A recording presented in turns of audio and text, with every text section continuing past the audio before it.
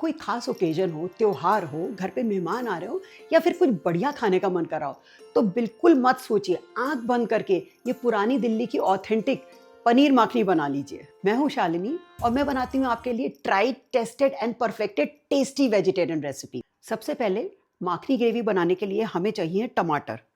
टमाटर ये हाइब्रिड वाले लीजिए और देसी अगर अवॉइड कर सके, क्योंकि देसी खट्टे ज़्यादा होते हैं, बाद में ग्रेवी को बैलेंस करना मुश्किल होता है। मैंने यहाँ पे लिए हैं करीब 8 से 9 बड़े टमाटर, 1 किलो से थोड़ा कम, लगभग 800 ग्राम। साबित खड़े गरम मसाले निकाल लेते हैं।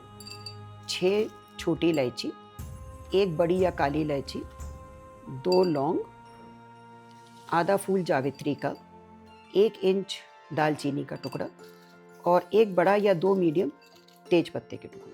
एक भारी तले के बर्तन में थोड़ा सा ऑयल डालेंगे, बहुत मिनिमम 1-1.5 स्पून के आलू, और गरम होते ही इसमें जाएंगे सबसे पहले खड़े गरम मसाले। सारे खड़े गरम मसाले, इलायची, लौंग, जावित्री, हरी मिर्च तुरंत ही, अदरक का टुकड़ा 1 इंच, 2 हरी मिर्च कट करके, तेज पत्ता, हल्के से सौटे कर लेंगे इसको। इसके बाद रफली चॉप टोमेटोज इसमें चले जाएंगे।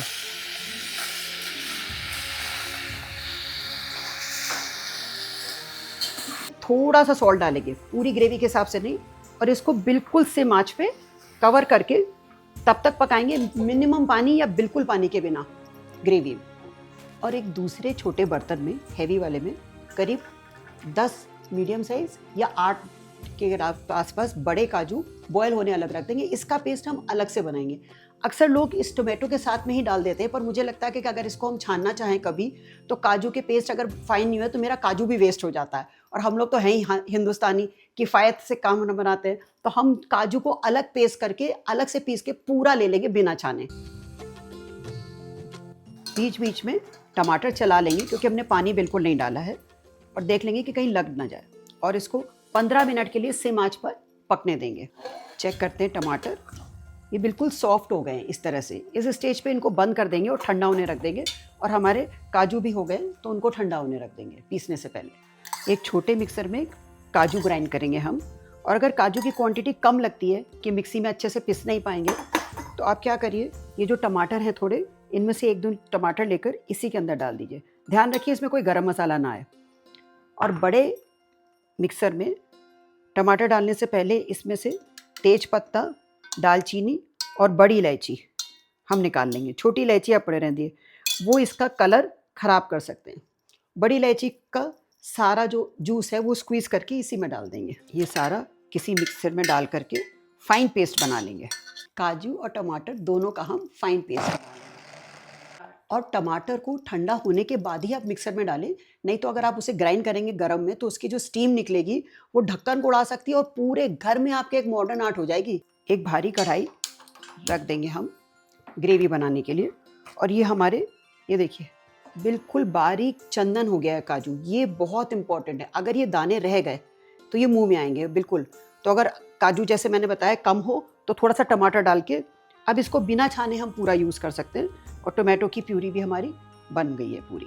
अब टोमेटो ग्रेवी पनीर के बाद सबसे ज़्यादा इंपॉर्टेंट इंग्रेडिएंट जो है, yes you guessed it right, मक्खन। कढ़ाई में जाएगा करीब 80 ग्राम्स ऑफ बटर। सिम आंच रखेंगे, अगर तेज़ हो गई तो गैस बंद कर दीजिए। बटर को पूरा मेल्ट हो जाने दीजिए, पर ये ब्राउन ना हो। बटर के मेल्ट होते ही 2 मीडियम मिर्चियाँ बीच से चीरी हुई, आधा इंच जिंजर के जूनियल, 2 चम्मच कश्मीरी मिर्ची पाउडर, कश्मीरी ना हो तो देगी ले सकते हैं। इसका इस समय डालना बहुत ज़रूरी है, ये बढ़िया कलर आ गया। मिर्ची जलने से पहले ध्यान से सारा काजू का पेस्ट, करीब 1 मिनट ये काजू का पेस्ट इसमें हम हल्का सा फ्राई कर लेंगे, इसकी रॉनेस चली जाएगी। इसके बाद चला जाएगा हमारा टोमेटो का जो पेस्ट बना हुआ है। इसमें अब जाएंगी 2 चम्मच कसूरी मेथी। इसको या तो आप लाइटली तवे या किसी कढ़ाई में टोस्ट कर लीजिए, या माइक्रोवेव में रोस्ट कर लीजिए, और उसका ये बारीक पाउडर बना करके फ्रेश इसके अंदर डाल दीजिए। अब इस ग्रेवी को हम मध्यम आंच पर करीब 20-30 मिनट के लिए पकने के लिए छोड़ देंगे। इस ग्रेवी में बहुत छींटे उठते हैं, तो इसको एक ऐसे ढक्कन से ढक दें जो इसको बिल्कुल फिट होता हो, और बीच बीच में इसको चलाते रहे ताकि ये कहीं भी लगने ना पाए। पनीर के पहले स्क्वायर या रेक्टेंगल बना लीजिए और उसको डायगोनली काट दीजिए, तिरछा, तो ये ट्रायंगल की शेप बन जाएगी। और उसको मोटाई में भी इतना पतला कर लें कि ये जो पनीर का टुकड़ा है ये करीब आधी उंगली के पोरे के बराबर या फिर 6 mm की बराबर इसकी थिकनेस हो। अब ये कैसे पता चले कि ग्रेवी कब तक पकानी है, क्योंकि कलर तो इसमें पहले से ही बढ़िया है। तो चेक करेंगे कि इसका जो कच्चा टेस्ट है वो टमाटर का चला जाए। और जो इसमें हमने बटर डाला था वो इतना ना कुक करें आप कि पूरा वो ऑयल और फैट सेपरेट होकर के वो ऊपर तैरने लगे। ग्रेवी भुनने के बाद जो दोनों मिक्सी जार में थोड़ा थोड़ा टमाटर और काजू का था उसमें पानी डाल के निकाल करके हम इसकी कंसिस्टेंसी एडजस्ट कर लेंगे। ग्रेवी टेस्ट करिए, अगर खटास थोड़ी ज़्यादा लगती है तो थोड़ा सा आधा चम्मच हनी या चौथाई या आधा चम्मच चख करके डाल के चेक करते हुए तब आप इसमें शुगर ऐड करिए। और इस स्टेज पे थोड़ा सा जाएगा ये घर का बना हुआ हमारा गरम मसाला। इसकी रेसिपी चाहिए तो नीचे डिस्क्रिप्शन में मैंने दे दी है।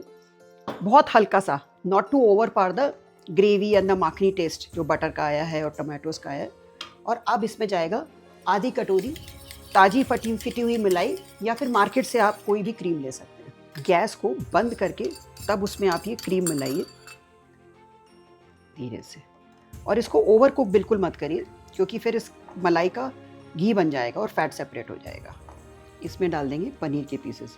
अगर आपके पनीर पीसेस बहुत सॉफ्ट है, पनीर बिल्कुल फ्रेश है, तो आप उसको क्या कर सकते हैं, थोड़ा सा गर्म पानी में थोड़ी देर रख सकते हैं, तो वो पनीर थोड़ा हल्का सा बिखरेगा नहीं। और अगर नॉर्मल है तो बिल्कुल आप ऐसे ही डाल दीजिए, बिल्कुल भी इसको फ्राई ना करें।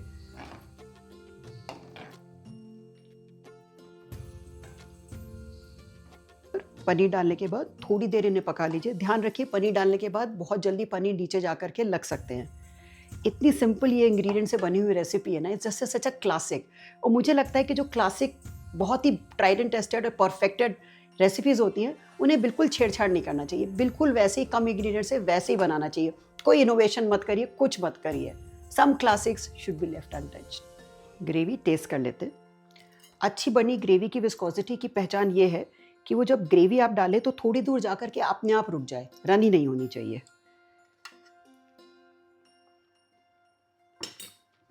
बहुत ही बढ़िया बनी है gravy, well rounded, rich, creamy, सारे टोन्स पता चल रहे हैं, टोमेटो, काजू, कसूरी मेथी, ब्यूटीफुल। तो आप भी बना करके देखिए ये पुरानी दिल्ली स्टाइल ऑथेंटिक पनीर माखनी, और शेयर करिए कमेंट्स में कि आपको ये कैसी लगी। For more such recipes please like and subscribe to India loves cooking. नमस्कार।